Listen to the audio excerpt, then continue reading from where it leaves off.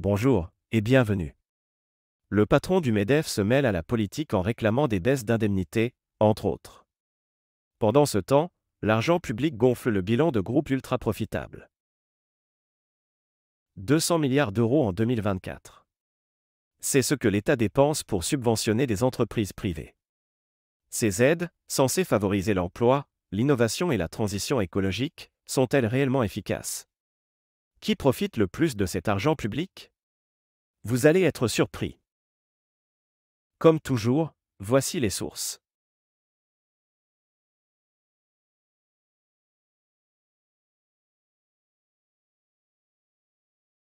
Entre 2010 et 2019, les aides publiques aux entreprises progressent régulièrement, passant d'environ 100 à plus de 220 milliards d'euros. En 2022, elles chutent brutalement à 99 milliards, avec la fin du quoi qu'il en coûte lié au Covid. Dès 2023, elles repartent à la hausse, atteignant 211 milliards grâce au plan de relance et au bouclier énergétique. En 2024, elles reculent légèrement à 199 milliards.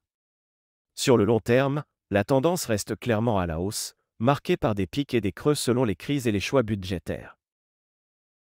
La répartition des subventions publiques par taille d'entreprise révèle un déséquilibre marqué. Les grandes entreprises concentrent à elles seules 55% du total. Viennent ensuite les entreprises de taille intermédiaire, qui en captent environ 25%. Enfin, les petites et moyennes entreprises, pourtant très nombreuses en France, ne reçoivent que 20% des subventions. Quand on compare le nombre de salariés à la répartition par taille, il y a comme un gros loup dans la basse-cour.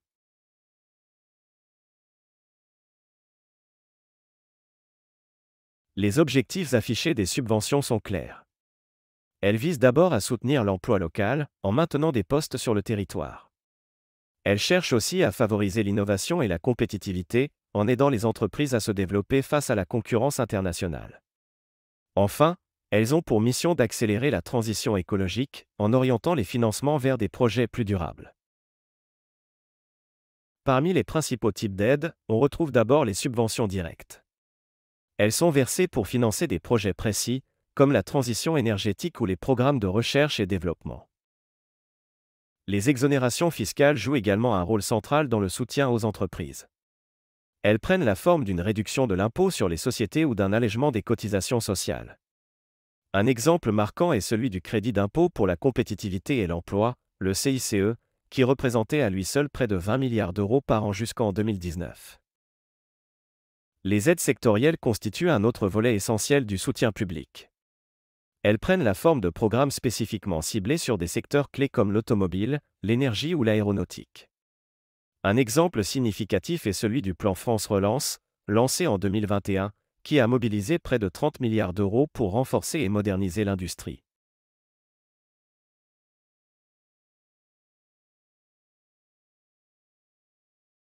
Les grandes entreprises captent une part importante des aides publiques, et quelques exemples récents l'illustrent clairement. Total Energy a perçu plus de 200 millions d'euros en 2023 pour financer des projets divers. Amazon a bénéficié d'environ 20 millions d'euros afin de développer de nouveaux entrepôts, et cela malgré des pratiques fiscales et sociales souvent critiquées. Quant à Airbus, l'entreprise a reçu près de 1,4 milliard d'euros entre 2020 et 2023 pour accompagner sa transition écologique. Si ces grandes entreprises captent autant d'aides, c'est en grande partie grâce à leur capacité de lobbying. Elles disposent de départements spécialisés dont le rôle est de maximiser les demandes de financement public. En 2023, Total Energy a ainsi consacré à elle seule près de 10 millions d'euros à ses activités de lobbying. Les critères de sélection des aides apparaissent souvent flous. Dans bien des cas, les entreprises bénéficiaires n'ont que très peu d'obligations de résultats en matière d'emploi ou de production sur le territoire français. Il arrive même que certaines reçoivent des subventions publiques, pour ensuite délocaliser leurs activités à l'étranger. Certains cas d'aide publique sont particulièrement controversés. À Béthune, Bridgestone avait bénéficié de subventions avant de fermer son usine en 2020, entraînant la suppression de 863 emplois. De son côté, Sanofi continue de percevoir environ 300 millions d'euros par an pour financer la recherche, tout en supprimant des milliers de postes en France.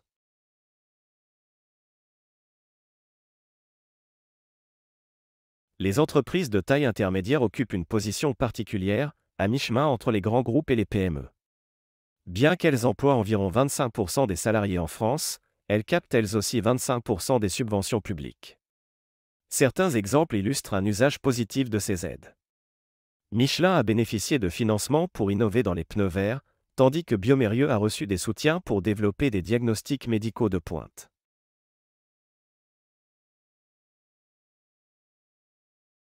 Voici un graphique qui à lui seul démontre l'inefficacité de ces subventions. Notre argent est jeté par la fenêtre. L'impact réel des subventions publiques sur l'emploi reste limité. Selon la Cour des comptes, moins de 30% de ces aides ont un effet direct sur la création ou le maintien de postes. Certains échecs sont particulièrement marquants. Alstom, par exemple, a bénéficié de subventions massives pour préserver l'emploi en France, mais a tout de même procédé à des fermetures d'usines. Un autre problème majeur réside dans l'absence de contrôle et de transparence. Près de 60% des aides publiques ne sont pas documentées de façon accessible au public. De plus, très peu d'audits indépendants sont menés pour évaluer leur efficacité réelle, ce qui entretient un flou persistant autour de l'usage de ces fonds.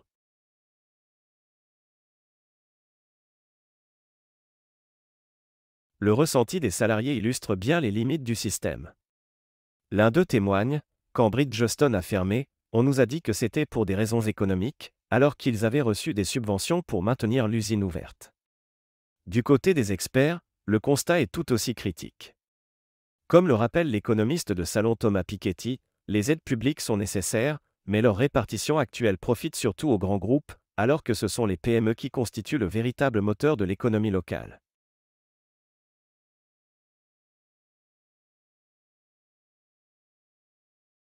De plus en plus de voix plaident pour conditionner les aides publiques. L'idée serait d'exiger des engagements clairs de la part des entreprises, comme la création ou le maintien d'emplois, ou encore la réalisation d'investissements directement sur le territoire national, afin d'éviter que les subventions ne financent indirectement des délocalisations. Une autre piste de réforme consisterait à rééquilibrer la répartition des aides. Cela impliquerait d'allouer au moins 50% des subventions aux PME et aux très petites entreprises, qui constituent l'essentiel du tissu économique français. En parallèle, il s'agirait de renforcer le soutien aux entreprises de taille intermédiaire, afin d'accompagner leur transition écologique et numérique. Une mesure essentielle serait d'instaurer une transparence obligatoire. Chaque année, un rapport public devrait détailler les montants alloués entreprise par entreprise, ainsi que les résultats concrets obtenus, qu'il s'agisse de création d'emplois, d'avancées en matière d'innovation ou encore de progrès dans la transition écologique. Dans le contexte actuel de dette record et de coupes budgétaires annoncées, il serait logique de remettre en question ces subventions massives. Réduire leur volume de 30%, voire les supprimer pour certaines entreprises, apparaît comme une piste réaliste. Les montants en jeu sont colossaux et représentent un poids considérable pour les finances publiques. Merci d'avoir suivi cette analyse sur les subventions publiques aux entreprises en France. N'hésitez pas à partager vos avis et vos réflexions, car ce débat concerne directement notre économie, nos emplois et l'avenir de nos finances publiques. Comme quoi, c'est très facile de trouver les 40 milliards de Bayrou. À très bientôt.